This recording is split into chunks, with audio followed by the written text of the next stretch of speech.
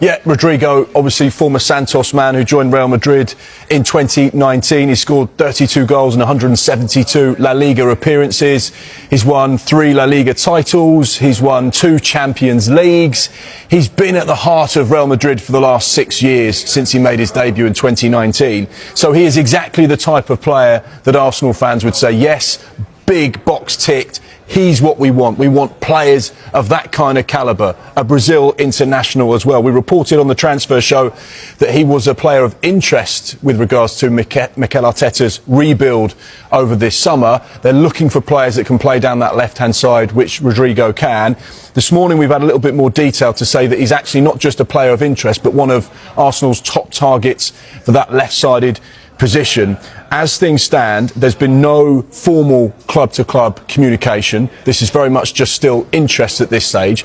What Andrea Berta has been doing over the course of the last few weeks and months is just speaking to all of the relevant representatives for those players that they've targeted. So if they're on the Arsenal list, normally what would happen, the sporting director would speak to their agents, speak to their reps and say, right, what's the deal? How much would it cost to get him out of the club? Would he be interested in joining us and being a part of this project? How much would he want wages-wise?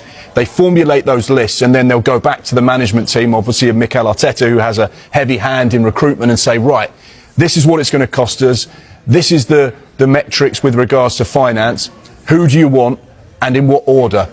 Our information this morning is that one of the top targets for that left-sided position is Rodrygo. So it'll be interesting to see how things develop now. We know that there are other names that they're looking at. Nico Williams, of course, in Spain. Leroy Sané, who's a free transfer. Morgan Rogers, who's had an outstanding campaign for Aston Villa. And they're looking for proven quality. They're looking for players that can take them from being the nearly boys to the Premier League champions.